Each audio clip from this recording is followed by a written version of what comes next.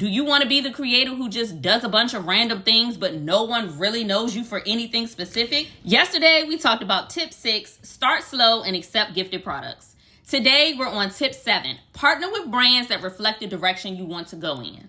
Welcome back to 30 Days of Content Tips, where I give you videos that are short, sweet, and to the point on how to create content that grows your following while building community and attracting brands. I've been able to grow my own community to now over 88,000 followers across 3 different social media platforms. Today, I have another example of partnering with brands in the direction you want to go in, and sometimes that means not saying yes to everything.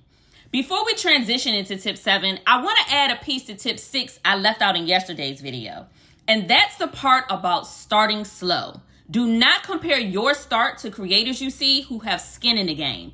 And this goes for the brands they work with, their posting frequency, their editing skills, their reach, and so on. Everyone starts exactly where you are, which is the beginning.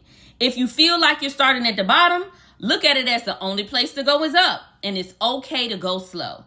But deciding who to accept gifted product from or partner with should be a strategic move. Because while you want to build relationships with brands, it should be the right brands. Because don't forget, you're simultaneously building trust with your audience. Do you want to be the creator who just does a bunch of random things, but no one really knows you for anything specific? You're the go-to of nothing. As the saying goes, a jack of all trades is a master of none. Not only does your audience recognize this, brands do as well. Without building yourself as a master of anything as a creator, it's a good way to stay on the gifted product list and not the paid collaboration list.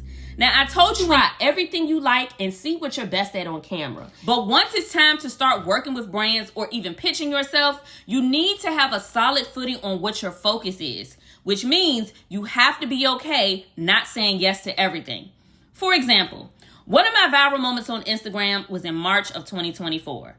This one video has over 14,000 comments, 14,000 shares, and over 1.5 million views. The analytics are so important because that is what brands want to see. It tells them the kind of reach that you have. And because of that video, I got a ton of businesses on my line. A dating app, a large YouTube creator, podcasters, local businesses, and several brands reached out to me to create, host, speak, advertise, and to all of them I said, I would love to, but not at this time. Because what also happened at this time, I more than doubled my followers just on Instagram alone. And I needed time to foster these new people in my community without immediately throwing a product or something similar in their face.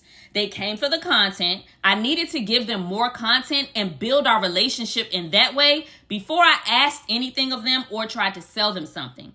Not only that, because I had offers coming in so fast, I almost said yes to a live podcast that would have muddied my brand and completely upended the content that caused me to go viral in the first place. Instead of giving the spotlight over to the highest bidder, I kept it on me. I created more content adjacent to that viral video and ran with that momentum. I built a stronger foundation and solidified myself as a go-to and an expert on the subject matter that the viral content featured.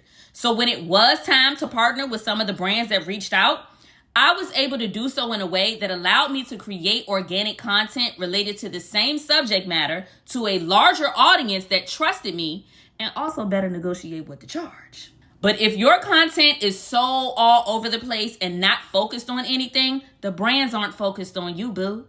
Partner with brands that reflect what you want to focus on. If your focus is beauty, for example, and all your content reflects beauty, you'll likely have more beauty brands reaching out to work together and can eventually monetize off your expertise. And this is provided you've mastered tip 4, content quality.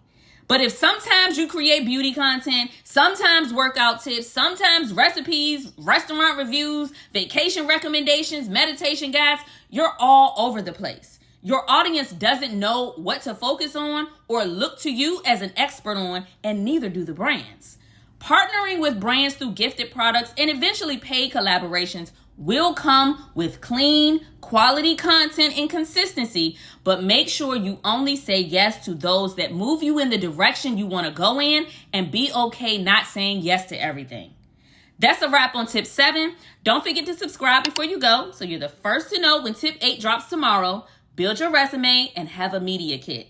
My social media pages are in the description box below, so you can follow me on Instagram, TikTok, and Fanbase. So be sure to stay connected to all my content. See y'all tomorrow.